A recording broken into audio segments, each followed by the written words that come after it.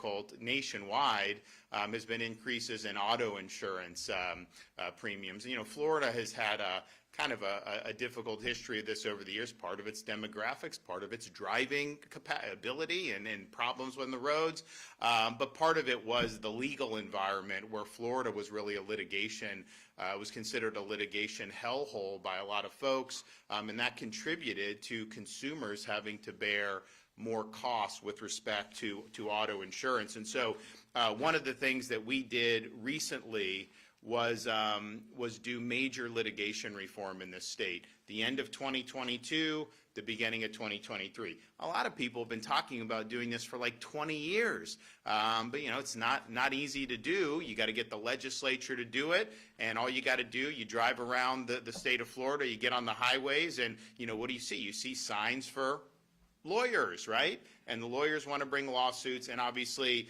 the legal profession over many decades has transformed from a profession to a business. And so they're trying to make money off this stuff, and they obviously want to be able to bring more lawsuits. But we knew that Florida had a problem. I mean, just with homeowners insurance, the state represented 8% of claims nationwide, but accounted for 78% of litigation costs. Well, guess what? I mean, that's going to be something that policyholders are going to end up paying. It's basic economics. So we did this. They've been trying to do it for many, many years. And, you know, sometimes people think, well, you do sign a bill into law like the next day. Well, you know, where's the result? We say it's going to take time to kind of go through the system. And so if you look at what's happened with auto insurance, so in 2024, it was the #1 nationwide consumer staple in terms of inflation.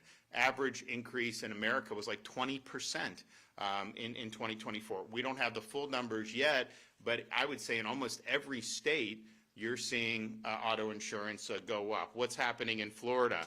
For 2025, the top 5 auto writer insurance groups have averaged 6.5 reduction in rates. And that includes Allstate 7% decrease, Liberty Mutual 5%, State Farm 4.7%. But honestly, a lot of them are filing more and likely to go down even more. So stay tuned for that. So 78% of our auto market are the top 5 companies. And they are seeing, you know, reduction. And part of the reason they're able to do that is because you have seen a decline in litigation expenses almost really immediately from when the 22-23 reforms were put in. You know, that means that they obviously are not having to expend as much on the administrative stuff. And so what ends up happening? Well, Florida, you know, we have different regulations in these different, and so they're private companies, obviously they make decisions, but there is a regulatory framework. And we do have consumer protections in this, especially for people with auto insurance policies. So as they submit different rates, and they're entitled to do that as long as it's within the framework, they do look back at years prior to see if companies actually owe any of the policyholders anything. And so Commissioner Yaworsky has been working with these companies because given all the money that's been saved with these reforms, now looking back even a couple years, consumers now have an ability or have even a right to be able to get some of these refunds. And so we're able to announce today that with thanks to Commissioner Yaworsky, he has secured almost $1 billion in credits for Progressive auto insurance policyholders. And so the savings that we've seen because of the litigation reforms now means they are going to be giving you, and it depends on how long you've been with Progressive. You've been with Progressive this whole time, you're going to get a bigger rebate, and it might be a check, it might be a credit on your bill, but the average across Florida policyholders is going to be a $300 rebate, and that's just for Progressive. And so a commissioner is in negotiations with the other major auto insurers to do similar, and we think a lot of this is going to be very similar. We don't think that there's been a big difference amongst different carriers. So if you're in some of these other, State Farm, all these others, and don't forget the Progressive this rebate of almost $1 billion, that's on top of, they just filed again, right, for more reduction. So they're 10, 15%, maybe even 20% down once this whole year goes on for their policyholders, and then you're going to end up getting almost $1 billion back with this. And so, and Progressive, they you know, these companies are highly regulated. They had to do an SEC filing, and it says, since Florida's insurance reform was enacted, we've seen lower loss costs on certain types of claims and favorable reserve deployment, and we have experienced strong in Florida personal auto business. And so people want to expand in Florida. It used to be you didn't want to be in Florida. Part of it's demographic, part of it's bad driving, but part of it was legal and litigation. And so you see that. So you're seeing a big decline in all of this with terms of, you know, here's the thing. You would see litigation where the policyholder would, the dispute would be over like $50,000, and then the lawyer ends up getting like $350,000. Well, why would we want a system that encourages that? And so Florida has done a lot to do it. So I think we'll be, by the end of the year, you'll have the rest of the companies. Probably, yeah, 1st of January. By the 1st of January, you're going to have all these. But I don't think there's any reason to think these other companies are any different than Progressive. I think you're going to see, you know, rebates. I think you're going to see maybe checks, however they decide to do it. And he wants to negotiate it. Now, there is some regulatory, you know, you can do like a club, but it's better to do carrot and like, let's just get this out the door for people rather than have to go through some type of protracted litigation. But I think a lot of the companies understand what's going on. So that's a big deal. That's going to be very helpful for folks. And I think that there's going to be more to come. And I think the trend is, because of what's happened with these litigation reforms, litigation expenses are down.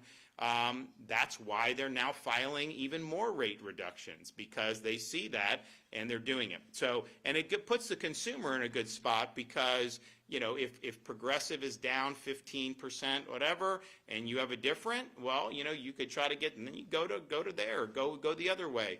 That's really puts the consumer, I think, in a much better spot than they have been in previous years. And I think that they're all going to be, basically, if they want to keep business. You know, I have some people telling me like, oh my gosh, you know, first time I got declines in auto, I got this and that. A lot of people were happy. Then some people were like, you know, I didn't get a decline. I have the same. And I was like, well, did you shop around? They're like, no. I was like, well, shop around. Oh yeah, you're right. I got it. So I think that that's going to be good news. I think that's going to continue. So that's on the auto, and we're really you know, excited about the prospects there. We also have homeowners insurance in terms of what we've been able to see with that. And you know, like I said, auto insurance was the #1 inflationary. If you look around the country, you know, sometimes you don't, you know, the way it's portrayed, you know, locally, huge increases across the country. In fact, a lot of companies have left California, they've left Midwest. They're not even offering policies in some of these parts of the country. And I think part of it is because they had the approach of, you know, they were going to dictate here, dictate there. No business is forced to do business. Like, they can just decide not to, right, if it's not a good environment. So they've not done well. So we've been able to do the major reforms with respect to homeowners insurance. And so the result has been, we now have, let's see, I got these here. Okay. So if I don't quote the statistics right, someone will say something. So as of the end of September, so again, it's a regulated market. Private companies, they could do, but there's certain regulations. So they file these requests and they have to justify it under the law. 150 residential policy companies have done 150 filings for either rate decreases or 0% increases. And so in 2024, we had 33 companies. Since January 24, 33 companies have filed for a rate decrease. 46 companies have requested no change or 0%. One of the largest insurers in the state, Peninsula, requested the largest decrease for the company in modern history, 8.4% for homeowners premiums, including even 12% for condo owners, which has been a very difficult issue. You know, we had to get the legislature to change to try to keep people in their condos because they were being driven out. So we were able to do that, which is really good. So the 30-day average that Mike's office is getting for homeowners rates is down 1.3%. 180-day average fell.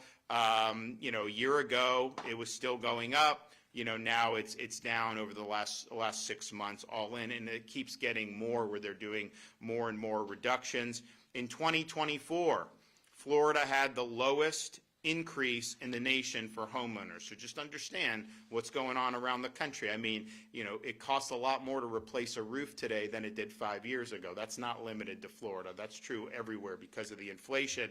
And so our average increase statewide in 2024 was 1%, and it was 15, 20, 30% in some other parts of the country.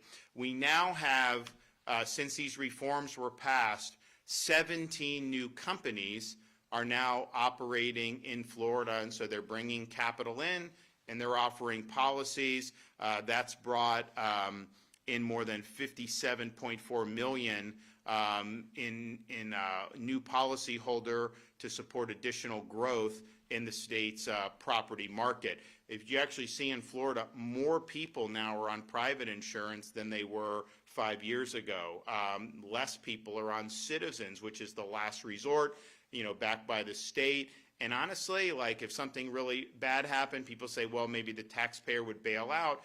But even short of that, Citizens under the law has the right to assess every policy in the state. So you could just be like renting a condo in Sarasota and you could get assessed by Citizens. I mean, it's incredible. So we obviously don't want that to happen. I mean, can you imagine what it would be like to get an assessment for something you have nothing to do with? And so we obviously want to prevent that from happening. Now, knock on wood, I mean, there is a storm kind of in the Caribbean, south of Cuba and Jamaica. Most people are saying there's not going to be any impact in Florida, but who knows, right? I mean, these things can shift, so we're watching. But we are getting towards, you know, as you get into the end of October, we're still in hurricane season. The chance of having a major after that goes down a lot. Doesn't mean it's 100%. But if we do get through this without any major impacts, I think Mike's assessment is that you're going to see these companies continue to do rate decrease in their filings. And when you have these new companies, you have an ability to try to get a better bargain. So these are difficult issues because there's a lot of moving parts, and our state just has to deal with certain things, whether it's the auto situation, you know, dealing with the demographics, dealing with the driving, or when you're dealing with homeowners, dealing with the risk. And being a peninsula that's sticking out in the middle of a tropical part of the country, you know, you are just going to have less risk from a storm if you're somewhere in the interior of the country. Now, they have other risks, tornadoes, whatever. California, they have things like earthquakes. We have the hurricane risk. And so when you have a period where you've had 6 majors in 7 years, you know, that's something that obviously is significant. But I would say, you know, we had 2 majors last year, 3 total. If you were 2 years ago and someone said that was going to happen, everyone would have said that there would be no more, that every company would go under, that it would be all government, and that's what people would have predicted. And that's been the opposite that's happened. You're seeing these rate filings go down, even though you had 3 storms last year. And so that's important progress. Now, on both of those were, and the only reason that that's happening is because of the litigation reforms. That was what was causing these costs. Now, the inflation contributed, the risk contributed, but those are things that are outside the control of government, although some people think we control the hurricanes too. I can tell you, if I had that on-off switch, that would be something that I would utilize and keep that dialed down. That would be an easy decision for me. But the litigation reforms has been really significant. And I think Mike will talk more about, you know, what he sees kind of in these markets, but the movement has been positive. You know, here's the thing though, we saw the 24 results where we were the lowest increase in the country. We saw more companies indicate they wanted to do business in Florida. We started to see some of the decreases, both commercially and residentially. We saw positive movement in auto. And, last legislative session, you had a movement by the leadership in the Florida House to reverse what was done. And I don't know why that would have been done. The own analysis that produced some of the bills said that it would lead to a spike in homeowners insurance premiums. Why would we want to be doing that? I understand there's lawyers who want that. I get that. But you didn't get elected to represent lawyers. You got elected to represent your constituents. And so that crashed and burned, the attempt to reverse those reforms. The Senate said they weren't going to do anything with it, even if it passed the House. And I obviously would not have let it go into law. But, these results that you're seeing, you're getting $1 billion back from an auto insurance company because of those reforms. That's the only reason that is happening. You're going to get more money back for people that are in other policies other than Progressive. That is only because of those litigation reforms. So that was very misguided to try to do that.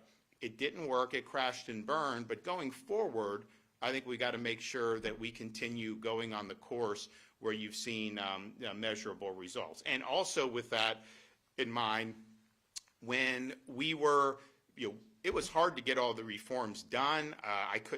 There was a lot in the legislature initially, a couple years back before this, that just wouldn't do it. But we tried to do whatever we could to be helpful. So one of the things we did was we did the My Safe Florida Home program. So My Safe Florida Home allows you to apply to do home hardening improvements, and you can get a matching grant. And the reason why we were doing that is because when you do that, one, it's better for you and your property and hopefully less damage if you have a storm, but it also leads to a measurable reduction in insurance premiums. I think it was the average person who went through the My Safe Florida home improvements qualified for an average of $900 in savings in a given year, which is good. Some had more, some had less, but that was the average. And so we did it. It was very successful. So then we did it again, and I think we did it maybe a few years leading in. So then we got to 2024, the budget, and it had money in it, and people got on a waiting list because the funds ran out. So you ended up having these hurricanes. And so my view is like, listen, you can add or not as much as you want if you're the legislature, but if you've told people to sign up for this, they're on a waiting list, they want to make improvements to their homes, shouldn't you fund at least the waiting list? Like, if you don't want to keep doing it, at least do that. So in January, I called a special session of the legislature. We did for immigration, illegal immigration enforcement. We wanted to do the condos. We wanted to help with hurricane victims from Helene and Milton, and then we wanted to do My Safe Florida Home. And they basically, just said, they didn't want to do the hurricane, they didn't want to do My Safe Florida Home, and they did not want to do condos. They eventually did condos. They were forced to do litigation. It was really the House leadership. They were forced to do illegal immigration. They wanted to actually make Florida a sanctuary state. I mean, can you imagine that? Literally preventing the governor from doing anything about illegal immigration. Like, none of the stuff that's happened would have happened. And we've led the way, not only in arrests and helping ICE, but in terms of removals. Just our deportation operations, you're talking about thousands and thousands of people that in other states they may have ended up just being released because DHS didn't have the capacity. So we've really helped there. But my view on the My Safe Florida Home is if they're on the waiting list, we're January of 2025 at the time, why not clear the waiting list, at least in the areas where you had damage from Milton and Helene? Those folks can then make the repairs, and then if we ended up having storms in 2025, then they would be protected from that. But that wasn't done. So then they did do in the regular budget, they did do some money, but they put some restrictions on it. So there are people on the waiting list who were approved for this, who now these funds, are not able to necessarily be reached because they put limitations. So my view is like, look, you made this promise. You told people to sign up. So let's at least clear the waiting list and let's fund this. Now, knock on wood, I mean, we'll see. I mean, maybe this area, isn't going to have any impacts from this tropical season. I think that'd be great. I think you deserve a break from it after what you went through last year.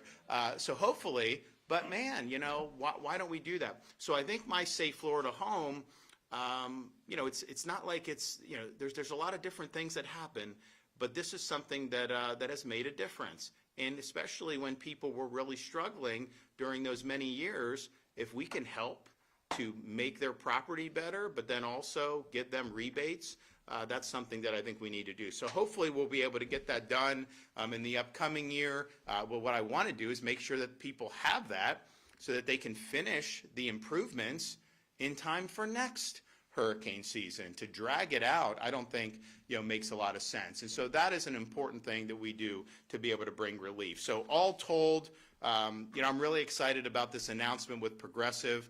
I think people being able to, we're so used to going to like the grocery store and like sticker shock or this or that, to actually get money back. That's a really, really good thing. And it's attributed to the reforms that have been enacted in Florida.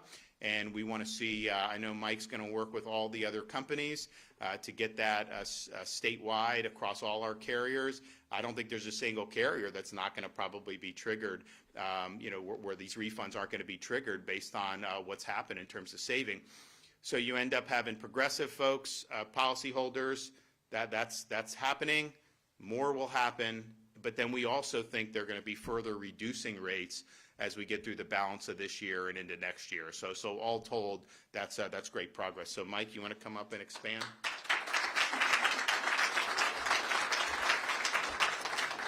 Thank you so much. Thank you, Governor, for your continued leadership in this space. And I would be remiss without also thanking Florida's Chief Financial Officer, Blaise Ingoglia, as well as the Senate leadership, past President, former President Pasadomo, current President Albritton, and future President Jim Boyd have been steadfast defenders of the reforms that now Floridians are seeing the benefit of. And I can tell you personally, day in and day out, it is not always the most pleasant experience to be the one that is deciding whether or not to raise rates. But the news over the past few years has been tremendous, and it is accelerating and it is increasing due to the reforms that were put in place. The $1 billion, I want to commend Progressive particularly for coming to the table first. To work with us, to negotiate this, to get dollars back to consumers faster, to avoid those statutory triggers and avoid a fight. Everybody here has just done the right thing. And we look forward, as we're talking to other companies now, to begin that same process. And all these discounts, as the governor mentioned in that space, that reduction, that credit back to consumers, is on top of an unprecedented period in Florida's history where we are seeing rates go down in the auto space at a pace we have not seen in decades. And that is directly attributable to the litigation reforms. What Florida did in this space, it did not eliminate the option for consumers to litigate against their insurer. It restored rationality to that space in the same manner that exists currently in 49 other states. It was tremendously difficult to get through the legislature. The governor worked for multiple years with the Office of Insurance Regulation, with others, to move that ball forward. I don't know if there's another governor that could have done it, frankly, but it has been a tremendous success. And at the same time, we're not just leaving consumers in the lurch. We are moving forward on, at the same time that tort reform was passed, insurer accountability was passed. And so that includes tremendous new resources for the office that we have put to use in ensuring that insurers are acting appropriately following claims. So far this year, we have closed over 100 investigations into insurer activity. We've closed dozens of market conduct examinations. We've fined insurers more than in the past decade, in this past year. And we have returned over, on top of these other things, where we've identified issues where consumers should have been paid more or a different amount, we've returned that in the form of restitution to consumers to ensure that they are made whole. When a catastrophe strikes, it is often the worst day of a consumer's life. When they've lost their home, when they have nowhere to place their family, when they're not sure about the future. And the promise of insurance is that they will be there to make those consumers whole. And we're going to continue to be on the back end making sure that those companies are doing the right thing. We'll continue to ramp up accountability smartly so it doesn't scare off competition, but ensures that we have a vibrant marketplace that our consumers can rely on. On the property front, the governor mentioned Florida had the lowest increase in the cost of property insurance in the country last year. And I expect it to be a similar trend this year. And that, again, is directly attributable to tort reform. At the same time, imagine a situation 4 years ago where we had 3 major hurricane strikes on the state of Florida at the same time of having the lowest rate increase in the country, where other states such as Nebraska are increasing by 2-fold, 3-fold. It truly is an amazing testament to this hard journey of doing the right thing to fix this marketplace, not just for those of us that live here now, but for our kids, for other people that move here in the future, for everyone else. It is a long-term, never-ending story in some respects to keep these markets vibrant. But the tort reforms stand among those that have happened in the past, such as the creation of the CAT fund, such as Citizens, such as the public model, such as all these things that Florida has done ahead of other states to handle this problem.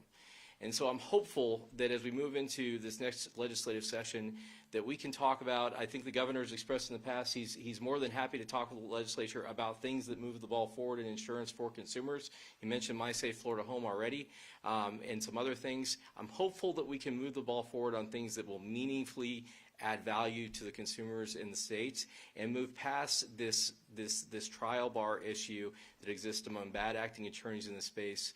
That $1 billion, much of it that is now going to the pockets of consumers, would have been going to those attorneys' wallets. And that is the bottom line.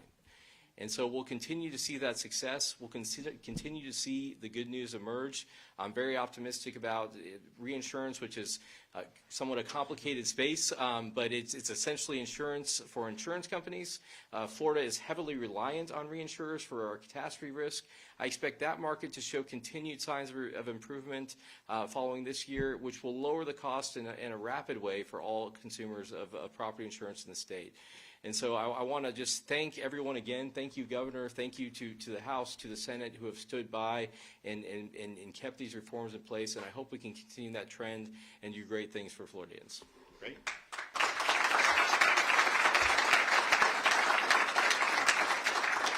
And so the reinsurance, because I didn't mention that, it was down for after June. What was it, down like 6%, 10%? 10%.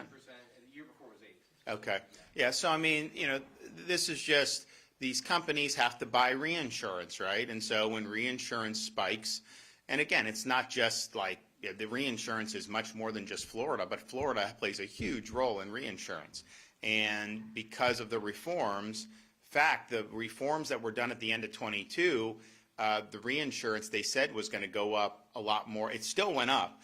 But when they saw the reforms, the increases were less than what they had thought. Now you're starting to see decreases, and likely we'll continue to see more of those decreases, which just makes it more economical to be able to offer different policies. So very complicated subject, especially when you have a very complicated market like Florida. But those trends are undeniable, and I don't know what share off the top of my head Progressive has of the auto market in Florida, but $1 billion is significant, and if these other companies are doing something similar, that's going to be a lot of breath of fresh air. And as Mike said, do you want that refunded to you as a policyholder or funneled to lawyers and put in? I mean, like, is that even a debate? I mean, of course, what we're doing is the right thing to be able to get done. So thanks for everybody that's been involved in it, and thanks for Mike for leaning in and getting the negotiation done. And I know hopefully over the coming weeks and months we'll have more great news in terms of some of these companies also doing the refunds for their consumers. All right, we got any questions? Governor, you have any issues with Sheriff Chad Conister and the testing scandal that's going on over at ACSO? I am not up to date on that, so I'll reserve comment. Governor DeSantis, I was going to ask, how do you think working with Senator Jim Boyd as Senate President will help, especially since his background is based so much on insurance? Well, I think Jim's been a great ally to our administration. I think he's done a great job representing the people of this region. And on this issue, he probably knows as much or more than anybody in the Florida Senate. And when all this stuff was being pushed earlier this year to unravel the hard work, I mean, he was very much steadfast against doing that because he understands the issues and he saw the trends that were happening, and the worst thing you could do is reverse the trends. And it was interesting, when we did the reforms, you know, we didn't want to be in a situation where, like California, they're leaving, right? The companies leave. They're leaving other states. And because then the consumer, if you only have one option, you have no, your defense against prices rising is a competitive market, right, as a consumer. Because, you know, if you only have one monopolies doing it, well, then it's hard. So that's your defense. And we didn't want to be in that situation. Well, we saw the companies were interested when we did the reforms, but some of them said, well, we're worried that it may get reversed. I'm like, how is it going to get? I did not honestly believe they would try to do this earlier this year. I was really surprised. But I think now that really crashed and burned, I think people have a lot even more confidence. So I think that we've had a lot of companies come in, but I think you could even see even more attraction to the Florida market. And look, we can't, all the other stuff with Mother Nature we can't control. But the reality is we had 10 years where we had no impacts, right, for hurricanes. And if we can get through this year, that'd be great. But man, imagine if we get on a run. We'll prepare to get, but if you get on a run on that, I mean, you're going to be in really good shape with all that. So I think Jim's been great on this and on a lot of other issues, and he's going to do a really good job as the president of the Florida Senate. Yes. Can you comment on the Schools of Hope legislation and some Sarasota County school board members' concerns that'll impact negatively district resources? I don't think that's true. So I think what he's talking about, so, you know, we did the Schools of Hope to really attract charter operators in areas that are very poor performing. And one of the aspects of that was if there's excess space in these school buildings, that the charter operator could use that excess space and then do a program. So we brought Success Academy down from New York City. So Success Academy, now Florida is favorable to school choice. New York is not, right? So Success Academy has gotten into the city in very difficult areas, going against the unions, going against the politicians, and they've had really significant success.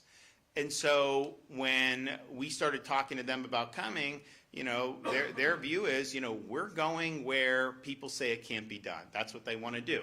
And so being able to provide operators like that some existing infrastructure that's not being utilized, you know, makes economic sense, but it also helps attract folks to come in and do it. So I understand, you know, why they're saying that. I don't think ultimately the critique is valid, and I think it's going to make a real difference. So they're starting in Miami, but their goal is to go to as many spots around Florida as they can in area. Now, we have more school choice than anybody in the country. So we have 500,000 plus kids on private scholarship, 400,000 plus in charter programs. Within school districts, we have over probably, you know, 750,000 at a minimum that are exercising choice options within their school district. You know, when I was growing up, we just, wherever you're, and I went to Dunedin High School, and that was that. There may have been some limited magnet, but it really has gone much different. So that puts the parent in a great spot because regardless of income level, you know, you have an option for scholarship. You know, you have an option for charter. And these charter school folks, they're not entitled to any students, right? They have to convince parents that you should send them to the charter school. And we have some of the best charter schools in the country as a result of that. But if those schools aren't doing the job, then parents are going to choose to go elsewhere. And I think what our school districts have had to do is they've had to innovate. They've had to offer more choices to parents. You know, Miami-Dade, top performing urban school district in America, they have 70+% of their students do not attend their local neighborhood school. They're in magnet programs, they're in charter, they're in all these other things. So I think that formula has proven to work. And interestingly, if you take just our charter population, which is over 400,000 students. That'd be more students than probably a third to a half of U.S. states would have in their total K-12 system, because Florida's obviously a big state. And the charter students, are disproportionately low income compared to Florida as a whole. If you took their performance, they would be one of the top 5, if they were their own state, they would be one of the top 5 performing states in this country on these charter programs. And that's before you even have like a Success Academy. So I think it's going to work out well, and I think it's just going to provide more opportunities for folks, but particularly for people, even with all our choice, even if all the success with the charter, there's still kind of a view, it's like, well, some areas you're never gonna get. And I think Success Academies, their view is no, we can do well anywhere. Kids just need the right tools to be able to realize their God-given potential, and that's what we want to see for everybody. Yes. There's been some concern about charter schools, if they do take over a public school that doubles as a hurricane evacuation center, that they won't be getting those services. No. So, listen, when you're in Florida, you're on the team when it comes to the hurricane stuff, right? Like, we're just not gonna like you will be on the team. That's not gonna be an issue. We will make that between Kevin Guthrie and Stasi Kamutsis and everybody. That is not gonna be an issue. Now, hopefully, we don't need to go down that road. It's been nice thus far to be, we're in the last third of October, and we've had nothing even close. You got to knock on wood, because we may have to prepare. Something may happen, in the balance of the season. But no, we've created a very good culture here in Florida that when these things hit, listen, this area, got hit, Helene, which was kind of crazy. It was so far off the coast and did so much damage with the surge, and particularly as you go further north from here, and then to have Milton right on the back. Most parts of this country would have never been able to bounce back as good. I know there's still stuff to do, don't get me wrong, but this is, honestly, I went to a charity event in Longboat Key a couple months ago. I knew everything that had happened, but I'm seeing new construction. I'm seeing nice beach. It's just a different mindset. And so we kind of understand these are things that we got to contend with. We do a lot to prepare, overwhelming response, and then try to get people back on their feet as soon as possible. There are parts of this country that they get hit and they never come back. Heck, even in Florida that used to be, when Andrew hit Homestead, it was a devastating storm, no doubt, but compare how Panama City has responded to Michael in I came in 2019, we were doing a lot of the stuff in 2018 to Andrew. I remember I was in college playing baseball, we're down playing, they had a stadium there. Because they wanted to have, they may have even had spring training at one point, or they wanted to attract it. And this is 10 years, almost 10 years later, and it was just it was dead. Now, they've done a lot of good things since then, and I think particularly recently, I've been impressed with what they've done. But that was a long road. You didn't have the infrastructure in place. You didn't have the same response. You talk to people who were in that area after Andrew, it was almost like a war zone in terms of no power, not a lot of law and order. It really was crazy. Now it's just much different in terms of how you do that. And so I think people, that's not just me saying we're just going to get this done. I obviously got to lead. There's certain things I have to do, and we've done a lot with the power to have everything staged and get that on. Search and rescue. We do different things with the bridge. We rebuild the bridges quickly and all this stuff. We're happy to do all that. But you've got people at all levels. You got people in local law enforcement, you got people in local EM, you got charities that get involved in this, the school system, all of this across the board. We really do a good job of coming together as a state, and that's just the culture that has been created here over the years. And so, it's not going to be an issue.